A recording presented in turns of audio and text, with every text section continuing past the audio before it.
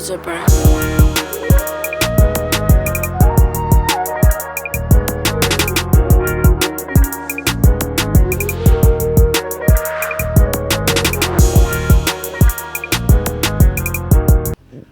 All right, we back, man.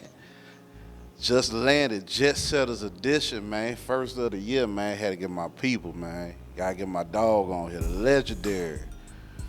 Let them know who you are, man.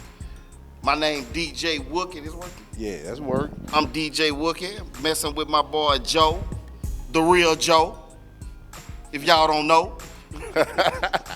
Man, what's good? What's good? Man, tell the niggas who you are, man. What you do. Man, I'm a DJ first / studio owner, but went back to this DJ thing. That's my heart. That's what I'm into. You know what I'm saying? We got this BR top 10 thing going. Yeah, so 2 Live, you know what I'm saying? 2 Make Live, sure you so tune we in. jumping, you know what I'm saying? So we just in the building, bro. Just trying to break artists and new music, you know what I'm saying? So Wookee, man, you know, I'm gonna tell the story straight up. Okay. A lot of people don't know your history. Well, you know what? I ain't gonna say a lot, but there's a lot of people who just not familiar with who you are and what you've done. You know what I'm saying? The whole thing is, you know, I brought you on today so that it can inform a lot of people of the fact that you done had your hands in so much with this music. Yeah. You know what I'm saying? You done touched, man, between your studio, your DJing, and just other miscellaneous things, bro. You done pretty much touched every corner of BR. Right. You know what I'm saying? Hey, man, it's been a long journey, but at the same time, I wouldn't. Everything that we went through and done, I wouldn't change it for nothing in the world. We was both. Yeah. A lot of stuff. So, besides the deaths. Yeah, of course, of course. So, look, man, tell me this. How did you get started with this whole music thing, man? Actually, man, I actually started DJing when I was 10. Yeah. But I actually started like rocking crowds and doing that during like high school dances and stuff between the ages of 10 and 15. Yeah. Then when I reached like 17, 18, I started DJing at a spot called LA Live. Yeah, I heard about that. Yeah, so I was there, and who shout out to Boo Milton. Yeah. You know what I'm saying? He was the owner of that, and a neighborhood brother, I want to say, because our parents was real tight. Yeah. Or still, you know what I'm saying? Yeah, We was just younger, but our parents was always around each other. So I was always around dude coming up. So it just naturally fell in like that. Yeah. It really some hood movie type shit when you go back and do the homework. Yeah. But it just fell in because all of us grew up in the same street, basically. Yeah. You know what I'm saying? So Wookee, tell me this. I've heard this story before, and I'm gonna see if you could confirm whether it was true or not. Mm-hmm. Number one, Tupac came to LA Live, and you was the DJ? I was the DJ. Yeah. I did the set. Matter of fact, the first thing that boy told me was put this song on called Bullet Party and Bullshit If You Do Your Homework off Who's the Man soundtrack, and that was Big first single. Yeah. He walked up there and said, man, I got this fat motherfucker I fuck with out of New York named Big, man. I had Who's the Man soundtrack, but I never listened to that song. To that record, yeah. Exactly. So I'm like, damn. Years later, it was Notorious Big. Yeah, wow. Real, true story. So, truth be told, Pac was trying to put Big on down here. He was putting Big on down here, actually. Yeah. He told me what to play. You know, I've got people who can vouch for it. He was like, man, play this fat motherfucker. Then him and this nigga Big Psych. Remember? Yeah, I remember Big Psych. I got keys coming from overseas. Man, they was in the middle of the floor going crazy off that party and bullshit. And I thought that was the wackest shit I ever heard in my life. Yeah. I mean... Yeah, I mean, you know how. Big turned out to be raw. Don't get it twisted. Yeah. But that particular song for what we was doing at that time, that shit was totally east. You know what I'm saying? Yeah. So it didn't really fit our criteria at that time. Yeah, and then you know another thing too, man. Niggas ain't really understand what we did down south. Like you can't force. What they got going on down here, you know what I'm saying? Right. Yeah. So, look, one of the things we was talking about previously, we gonna get back to was the whole studio thing. All right. So, I mean, tell me how the vibe was at your studio, bro. What made your studio kind of unique as to how you was able to get so many people to come over there by you? Party and have fun. Yeah. We ain't had no issues. The issues ain't kicked in until way later. Yeah. Issues kicked in when the wrong motherfuckers got to come around. Yeah. So Other than that, we was good, bro. Yeah. It was always a good vibe. So who were some of the original cast members at this studio? Who some people you would have seen by you back then?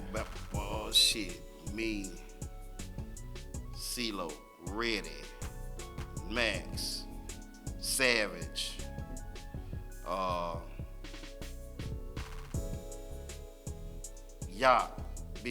Big Jock, Ivy in the early days, Big Head. Yeah, it was a Red Boy, Bill Swanson, Big Chill. Rest in peace, both of them. Yeah. Man, it was just so many of us, bro. It's hard to, you know what I'm saying? It was a lot of us, bro. It was a lot. So let me ask you this. I know you have a pretty deep history with Reddy. How do you and Reddy link up? Like, what did that stem from? It's my cousin. Okay. Yeah. All right. So let me ask you this. Did you play a role in getting Loke and Reddy together? Not really, because Reddy was his own voice. Yeah. Reddy was a machine itself, so he ain't really need nobody to talk to him. He was gonna handle his business, you know. Yeah. But he got with Loco, you know, being around though. Yeah. You know what I'm saying? Because I know he did his own thing. You know what I'm saying? Yeah. Because I know you got ties to both of them. You know what I'm saying? Right. You know. Yeah. Yep. He was over there. Loke took interest in him, and it went from there. Yeah. It went from there. Yeah. So let me ask you this: how did you feel about the music they was making? Like, you know what I'm saying? Do you feel like that could have went a little bit further? I didn't agree with all the stuff he said, but it was jamming. You know what I'm saying? Yeah. So I didn't agree with everything. You know, we would always have talks and just small arguments about shit. You know what I'm saying? Yeah. But Reddy was Reddy at the end of the day, so it wasn't that nobody could do about it. Once it was on, he had a thing. If he said it on wax, that's how it was coming out. Yeah. And if you messed with it, he wanted to have a problem with you. So Yeah. So leave it alone. I just left it alone because he was gonna be ignorant. You know what I'm saying? Yeah. So that was my ace in the hole at that time, though. You know what I'm saying? Yeah. One other artist I used to see you with a lot was Big Head, man. How do you and Big Head come together? Like, in the hood. Yeah. Yeah, in the hood. Yeah. Okay. That's it, in the hood. All right. So Wookee, tell me this too, man. You're originally from South Baton Rouge, correct? Yeah. Being from South Baton Rouge, I noticed that it has such a rich history with music and other things and other, you know, and other fields. Man, tell me what it was like coming up in South Baton Rouge. Like anything else, bro. I can't really say it was a struggle because we had fun. Yeah. I don't know it wasn't no struggle for me. Yeah. You know what I'm saying? My people, you know, my parents was kind of well. Yeah. You know what I'm saying? So I didn't go through the struggles that some people may have went through. You know what I'm saying? Yeah. I ate shrimp on Fridays. I had it pretty straight. So compared to some of my partners, you know what I'm saying? Some of my partners wasn't as fortunate. Yeah. So I didn't realize that then until we became adults. When you young, you don't look at it like that. You know what I'm saying? But once we became adults, you like, damn, my man's was really fucked up. Yeah. You know what I'm saying? So I had a partner, man. I'm gonna call no names. He got life in prison right now, but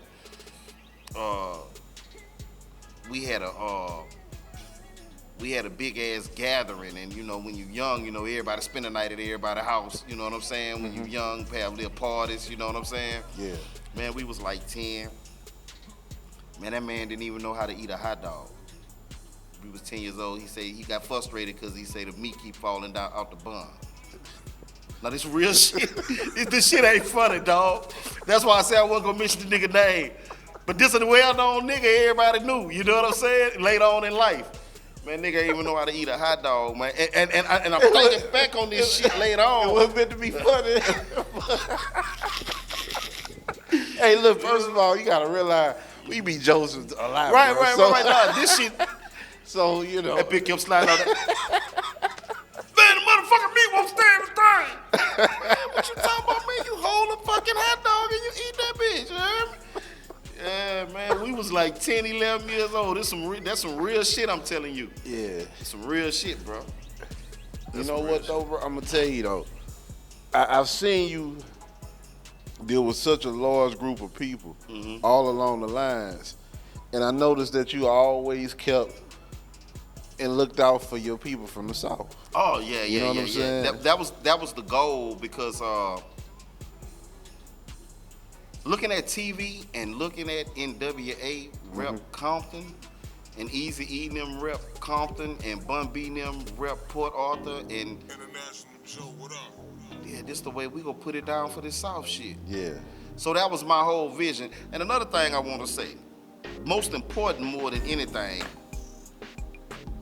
my reason for getting the studio was not about niggas or Whoop the One. My whole reason for getting the studio mentally in my head, I'm looking at everybody from locals locked up. I'm looking at everybody who rapping at this point or trying to get into rap, right? Yeah. So I'm a DJ. I'm thinking in my head, say, bro, I get these dudes together and I put together an album as a DJ. Yeah. No DJ did this gonna be classic. No DJ did this at the time. That was my whole purpose of getting the studio. Yeah. Well, here we go 17 years later, we come with DJ Khaled. Yeah. Guess great minds think alike. Definitely. But my whole dream was to do what he came and incorporated and actually did. Yeah. But I was trying to do it for the local scene, and the local scene wasn't on my side. I was just on their side. Yeah. They wasn't on mine. Yeah, I get what you mean. Yeah, by that. so it was like, you know, I just started doing other things, and my biggest flaw was women. Yeah. Because, you know, we was on top of the world as far as BR shit at this time. Yeah. So, You enjoyed yourself. yeah, I enjoyed myself. It just we just rolled on another level and did our thing. That's all. You know what I'm saying? But if I know now, then what I know now, that's about the only thing I would change. Yeah. You know what I'm saying? Because I spent a lot of fucking unnecessary hours doing bullshit. Yeah. When I could have been accomplishing this goal. My partner actually came to the studio to do a mixtape. I'll never forget. And I'm like, man, you can sit in here and fuck with your shit. I'm about to go to dances though. He looked at me, he like, all right then, all right. So we thought nothing of it. Yeah.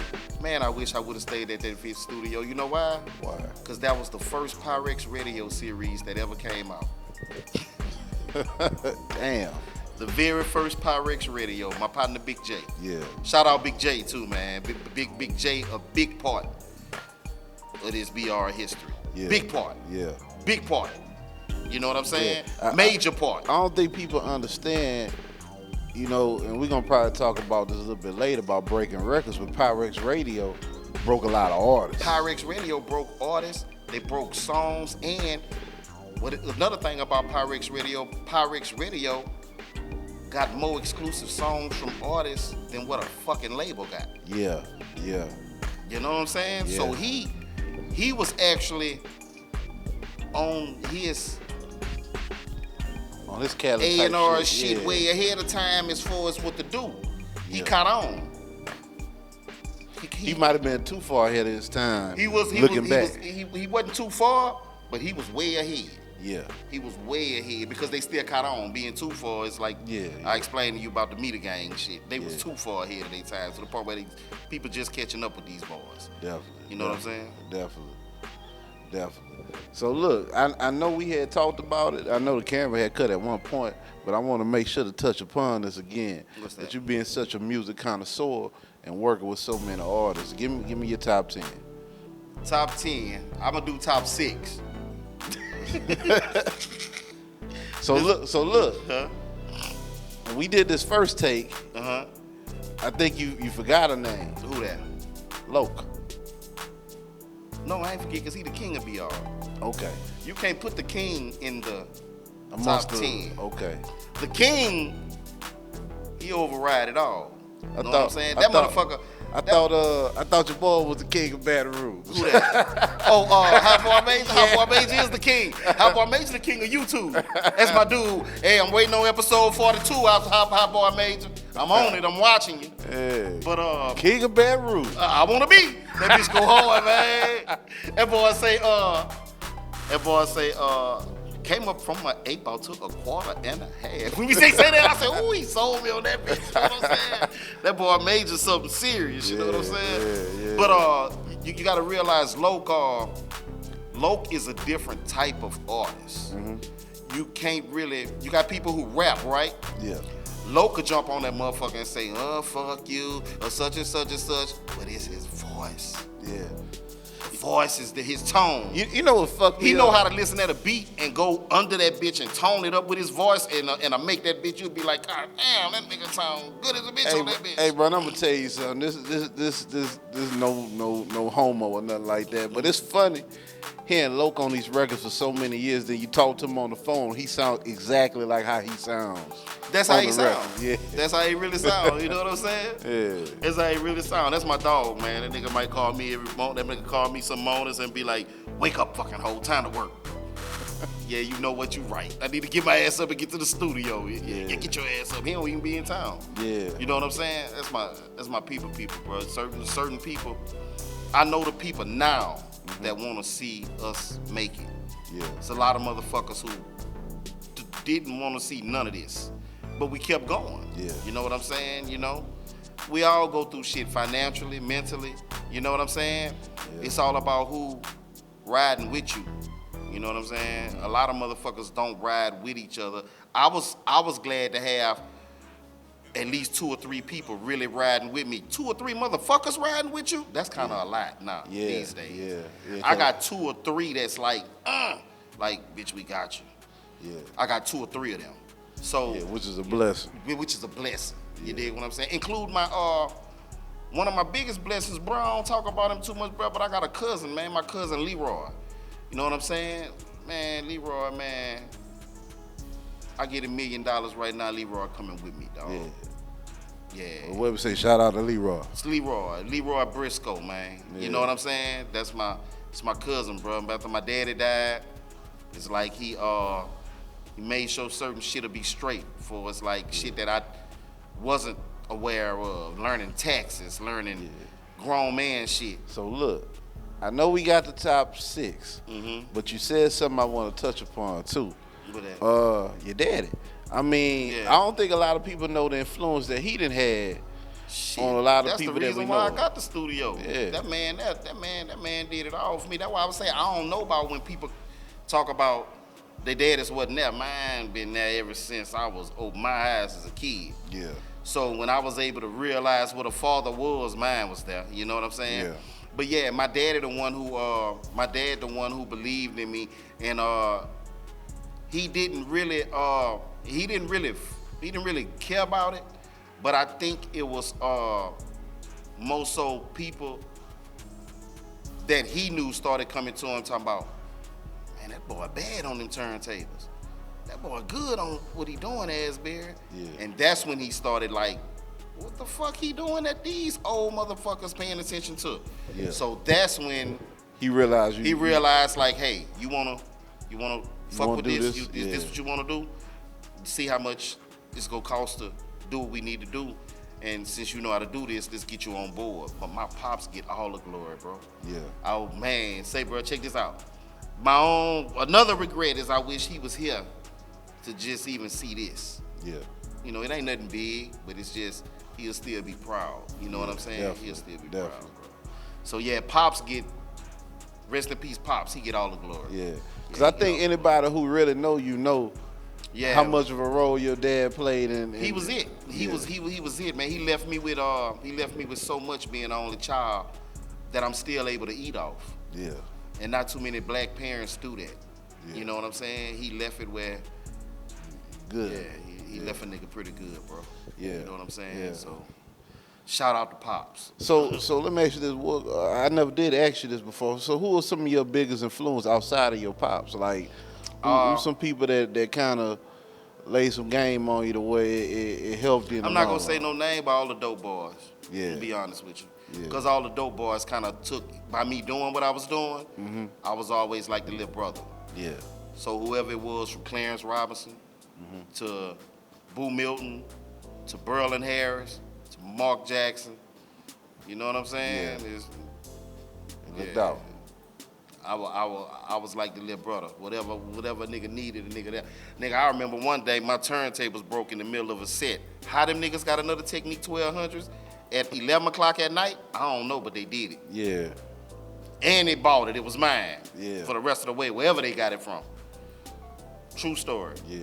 Yeah. True story. Yeah. So let me ask you this: What's some of the things that with you seeing so much dealing with music was, I guess, the most inspiring? Like, what was something that you seen you was like, damn, I really like can't believe that happened like that, but it did. Well, the thing that made me get the studio was seeing everybody on stage at LA Live. Yeah. When I saw all them stars from Roger Troutman to Houdini to Tupac to UGK to E40 to Scarface right here in Baton Rouge, Yeah. it brought a whole sense of we can do this shit type shit. And then when Silky Slim jumped on that bitch and that bitch was packed the Tupac night and he did Angola Bound and how the crowd went crazy, I said, oh yeah, this shit gotta go further. So look, with you having such experience with the music, I know we were supposed to go back to top artists and BR. What's some of your favorite songs that came from out of Baton Rouge? My favorite song, I want to say my favorite song is the song Ready, that iron nickel, blah, chicka, blah, chicka. Yeah. Man, I had that in the car. I had a version I lost. I had the version with Mr. Ready and CeeLo. That bitch was wrong. Oh, man. I lost it. Damn. I lost the fucking file. Ready was on the remix. Mr. and everybody's verses was different from the way the public got it. Yeah. It was a whole nother song. Okay. But that was my favorite. Yeah. Yeah. Any other ones? Scotty first album. Yeah. If you go listen to that Scotty first album, that be structured on some Death Row shit. Yeah. If you really go listen at it, from the time it come on with that bars and that wood, you listen at that structure of that motherfucker. Yeah. Scotty first album, a motherfucker. You know what I'm saying? And of course, Savage Life. Yeah. Yeah. Okay. My favorite albums.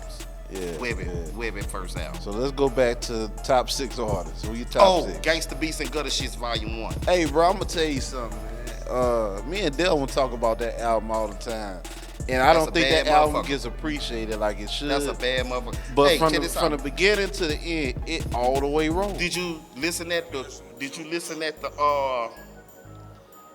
the leading cut, Gangsta Beats and Gutter Shits, the actual song? Yeah, Gangsta Beats. Did you listen and to that Gutter Shits? That shit don't make it dance, it make it cut a bitch. Man, don't that bitch. Take him off rapping on that bitch and tell me who you hear on that bitch. I'm gonna just take. Nobody else. Nah, yes, you do, but I'm gonna tell you who you hear and you gonna say wow when I tell you. Who? Take all the music out of that bitch and just whenever you get a chance to listen at the beat. Nigga Michael Jackson. It was like it was done to be classic. It was like disco set the tone, these the standards. Yeah, yeah. Right. And then that motherfucker just came on when he did that bitch. I know. No, he did Block Burner. Did Gangsta Beats and Gutter Shit. Because after he did Block Burner, he was able to get a feel of, okay, I see what the fuck going on out here. When he come with that Gangsta Beats and Gutter Shit. Hey, I'm gonna tell you, that was the soundtrack for Jigga City at the time. Oh man, that bitch so cold blooded, bro. You listen to that bitch to this day, man. That bitch raw, bro. Yeah. Now, I'm gonna jump off that, but I do have to say this. The most slept on album everybody Loke ever did that everybody slept on was Camp 5, with just him, Reno, and Reddy on the cover with the cartoon look. Everything on that bitch shit. Yeah. That was the Baton Rouge music coming somewhere else. Yeah. That was when that bitch was in a whole lot of trances. That was when Thuggin' It and Lovin' It had first came out. Yeah. That was when all this was going on. You know what I'm saying? Yeah, yeah. So the sound was different. You know what I'm saying? Mm-hmm. It was different, you know? Yeah, That was when Big Scoob was in. What up, Big Scoob was in that bitch with us every day Yeah. working. We all was in that bitch working like a motherfucker. You know what I'm saying? Yeah, I ain't gonna lie to you. That was some good moments, man. Oh yeah, man. Yeah. Proud moments too, man. There's some shit we'll never forget. So you know top what I'm saying? six. We keep running Top from. 6. I'm gonna go with. You said Loke the King, so he already on top. We can't put him in the 6. Okay, so I'm who gonna we go got? with Main Music. Main music. Yeah, I'm gonna go with Main Music. Okay. Main Music, bad motherfucker. Yeah. Just what we was talking about. I am gonna go with Zoe. Are you gonna put Zoe in that top I'm gonna 6? put Zoe in Zoe raw. Go do Yeah. your homework. Hey, look. Zoe was saying shit over their head. He definitely was. They wasn't catching it. Yeah. Zoe was going over their head. You got Lil One the Champ. Okay. You got 3. Going on 4. Shiz. All right, Shiz. Rest in peace, Shiz Dollar. Okay. One of the sickest that come out this bitch. You know what I'm saying? Yeah. Think you had mentioned Reddy off camera. Yeah. Because of the structure he had before he passed. Yeah. It was a different, he was going a different way. You know what I'm saying? Yeah. And Took a You Dope. Okay. And G Money Pimpin'. Yeah. Yeah. Okay. Yeah. Okay. Definitely. Yeah. So if they ain't listened at him, go listen at him and then they'll see why I say this. Yeah. Yeah. They- Shout out to them too, man. Yeah, a lot of their wordplay is over was over niggas' heads. Yeah. You know what I'm saying? And Tooker to this day, like the stuff Tooker dropping right now, if they gonna do their homework, it's over their heads. So look, it's something else too. I think need to be explained that a lot of people might not know about you. A lot of people know you're associated with a lot of street rappers and things of that nature, but you do have an appreciation for pure hip hop and lyrics and things of that nature too. Shit, that's where I come from. Yeah. See, the gangster shit was distilled in us by sound. That's something we already wanted, but I don't come from that. Yeah. I come from the Far Side, Wu-Tang Clan, Nas, Yeah. Benny the Butcher, who's out right now. Yeah, cause I mean That's what I come from.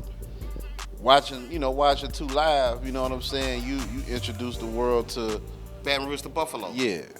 Cold-blooded motherfucker. Shout out Bully Jones too. Yeah. Cold-blooded. You know what I'm saying? Yeah. So, at the end of the day, it's all about, I guess you could say it's all about how you wrap that shit up and present it to the public. Yeah. So let's jump into this based off you saying that. The show 2 Live. Do you feel like the agenda of the show is to introduce people to music that they normally wouldn't get a chance to be introduced to? Definitely. That's the angle. Yeah. That's the angle. To give you shit you're not gonna see nowhere else. Yeah. If I'm giving you something you're not gonna see nowhere else, how could I win? How could you lose? I mean, how could I not win and how could you not lose? Yeah. Yeah. So going to this. I'm putting some new dope in your earlobes. Everybody talk about breaking records. Mm-hmm. How do you believe you can break a record? Do you feel like at this point are people really breaking records? It's impossible to break for one person to break a record, first of all, because again, for a record to be broken, it has to go in multiple hands. Yeah. What one motherfucker go sit at 1 or 2 different functions they go to and play and say they breaking a record, that don't really go like that. Yeah. And again, shout out to Woody Billions, shout out to New Orleans, shout out to Bobby, shout out to Crunk Time, shout out to Boosie, shout out to all the DJs that's doing their things. But in order for a record to be broke for us, I'm concerned. Yeah. If there's another way, cool. But as far as I'm concerned, a record has to go in multiple hands. I would never say I broke a record. Yeah. Because I know I might could say I was the First somebody one to could go play on it. record and say I was the first nigga to present it. Yeah. That's cool. Yeah. But as far as breaking it, you know what it take to break a record? You know how much that bitch got to be played? Yeah. You know how many hands it gotta go through? One man only gonna be at That's 7 what I don't different understand. places. That's what I think everybody don't understand. Like I can't one person just channel in on this song and be like, that's a hey, that motherfucker ain't gonna be able to breathe if he do all that. Man, I'm gonna tell you the truth. You know what I'm saying? If one man could break one record, he need to run for office. Man, if one man can break one record, that nigga president. I'm vouching to put him in office. Yeah. But it's nothing against what nobody say they do, because salute. Yeah. If you feel like that's what you do, that's how you feel. But I can't say you didn't if you saying you did. Yeah. Because it's something going on to make you feel like you did. Yeah.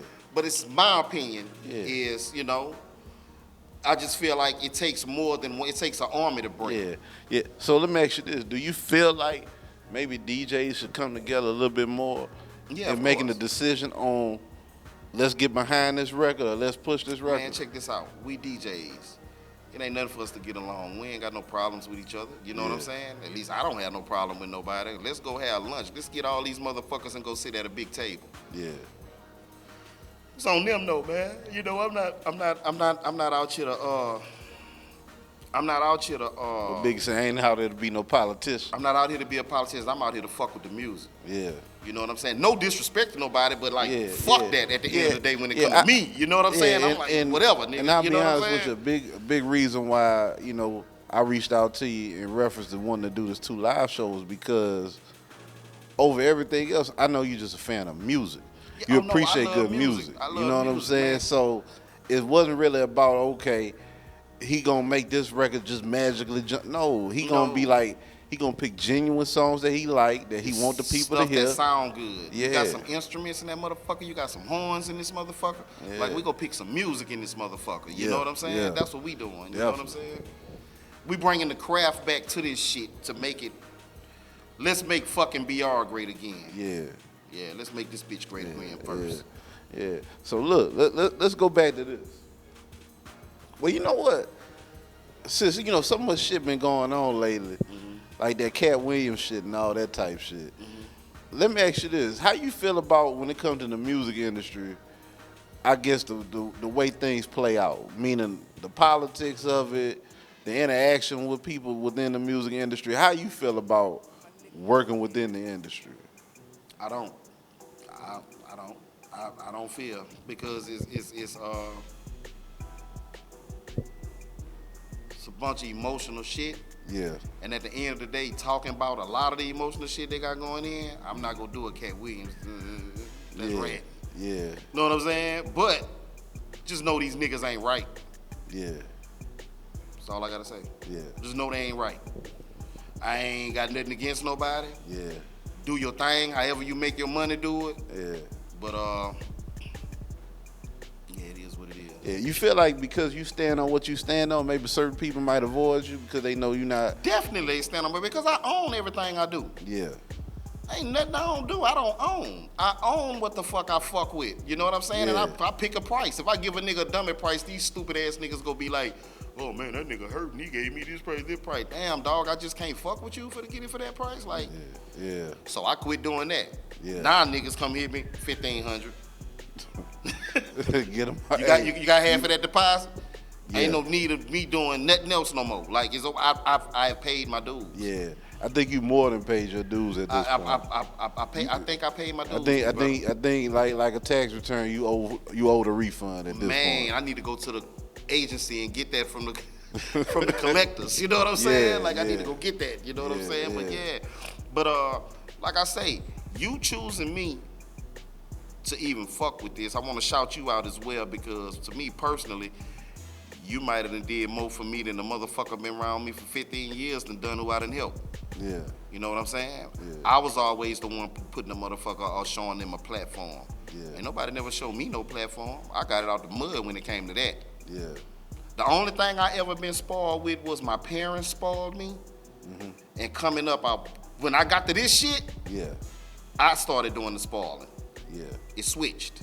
Yeah. You know what I'm saying? So I feel like I done paid it long enough to the point where, man, I could sit in my studio and look at TV all day. I wouldn't give a fuck if not a person come through there and record. Yeah. Because I'm going to still get stuff done. It don't matter. No, that don't even matter no more because I don't need their money. Yeah, and at the end of the day, man, you done paid the cost to be the boss. Right. Well, I'm not going to say I don't need their money because I don't want the public to take that the wrong way. Yeah. What I'm saying is, You're not gonna move just because I'm not a nigga gonna move said, for anything no more. Yeah. Like I don't just move. It got to be worth something. How is it benefit me? How is it gonna benefit you? Yeah. Tell me how it's benefiting you for me and you to fuck around. How it's gonna let me know. Just like how you told me how it benefited you. Yeah. That's the first thing we talked about. I say, Joe, and you explained it to me. Yeah. Damn, he made sense. It's just that simple. Yeah. You know what I'm saying? Yeah. Because You ain't know- nobody doing shit for nothing. You know what though? I think a lot of people fuck up with not telling what their intentions are out the gate. Yeah, you got to tell people what your agenda is. Once you tell somebody what your agenda is, Now they can say, okay, I can fuck with her. now I can fuck. Now they could be like, okay, okay, I see what's going on. I can fuck with that. You Yeah. feel what I'm saying? Yeah. That's all. It's just that easy, bro. Yeah. So Wookee, let me ask you this: you ever consider maybe rapping? Like having the studio, being around rappers, being around this music. You ever decide to dabble into the production or the rapping side? I was gonna say me is number one. I'll fuck over half of these niggas. People don't even know it. Yeah. Being around that shit so much, I can just freestyle. Yeah. And those who be around me saying this interview, they probably laugh and say, the bitch ain't lying. You know what I'm saying? Yeah. But it's just a vibe with that. You know what I'm saying? I gotta be in there fucking with some niggas I know for me to get down. You know what I'm saying? So look, part of the reason why I asked you that too, working these hoes. How did that come about? Working these hoes came about, I wanna say,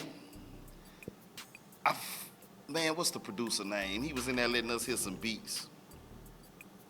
Wasn't it EP? Player Pills? No. Sneed? Who used to be with Down Bad? Sneezy? Oh, Mike Sneezy or something? Mike Sneezy. Yeah, him. Yeah. He was in there, and he played the beginning. Oh, you know what? Not to cut you off, we interviewed Super. Because Super said he wanted that beat initially. Mm-hmm. But see, no. It was just the beginning. Yeah. It was the beginning of a whole nother beat, but the beat started off with the booms, the booms, the booms, the psst, psst. We just took that piece. We didn't even take the beat. We just took that piece and looped it and took it from there. You know what I'm saying? Yeah. Yeah, that's all. Yeah. And I think I was on the phone. Something happened. Something was going on later on before it was done. I don't know what the fuck I was doing, but it was something stupid, and I jumped off that bitch, and I think I was on the phone, bro. You know, I again, a lot of wild shit was going on. Yeah. And I think I jumped off that bitch, and I was in low face talking about, boy, ain't nobody fucking with me. I be working these hoes. I be working them bitches. Nigga, whoop the woo, nigga, you ain't whoop the woo. He looked at me. He said, now go in the booth and say that. I say what? He said, go in and say working these hoes. Just find your little groove and say working these hoes. You know, however, just make that your groove. I say, you serious? So I just went in the booth and listened at the beat. Next thing I came up with, I be working these hoes, I be working these hoes. And that bitch went from there. Yeah. That bitch You ever went thought from that song, did you think after doing that song was going to take off like it did? there. No, I ain't think it was gonna take off at all because that bitch ain't take off till 8 years later. Yeah. I ain't never seen a song do that in my life. Yeah. The song came out in 2010. Yeah. That bitch started getting steam in 2018, 19. So what you think, what caused the song to kind I of... want to say somebody said a chick went viral on it dancing in Houston. Yeah. I want to say that's the story I got. I don't know how true it is. Yeah. But it was something to that effect, like a stripper or something was dancing to it, Yeah. and it just picked up from there. You know what I'm saying? Yeah. Yeah, it just picked up from there. Yeah. But I'm glad it picked up. Yeah. I'm glad it picked up because that's a big part of what I got going on right now. Yeah. Yeah, big part. So let me ask you this too, bro. You done been through a lot. You done seen a lot. You done had a lot of losses, a lot of hardships, and things like that. What hit you the hardest? What hit me the hardest? Yeah. When Austin and Reddy died. Yeah. I ain't gonna fuck with this shit no more. I think I went online when Austin died. I deleted my shit. I told him, everybody, fuck this shit. Y'all can have this shit. Yeah. That was the hardest. And Reddy died. It kind of brought me back to it because Reddy was stuck. Yeah. I thought about that. I said, well, you know, cuz was stuck. And he don't want me to stop. But when Austin died, Austin wasn't thugging. Yeah. Austin was a kid. Yeah. I ain't had no understanding for that one. So yeah, it was just the hardest. Yeah, it was just fucked up, bro. Yeah. It was just fucked up. It was just fucked up. I ain't want to be around nobody. Chick I was fucking with at the time was like trying to make me get up because I was just in the bed, didn't realize I was falling into a depression. Then the crazy part about it, he died around the time a nigga lost the house in the flood, lost the car in the flood, then he died. Yeah. So it was just it hit you hard all kind of ways. Yeah. Hey, it was life changing. That's what helped me become what I'm trying to do now. Going through all that. Yeah. Yeah. So yeah, it was fucked up for me. And then raising 2 daughters. Yeah. They 15, 16. I don't have no understanding about girls. Yeah.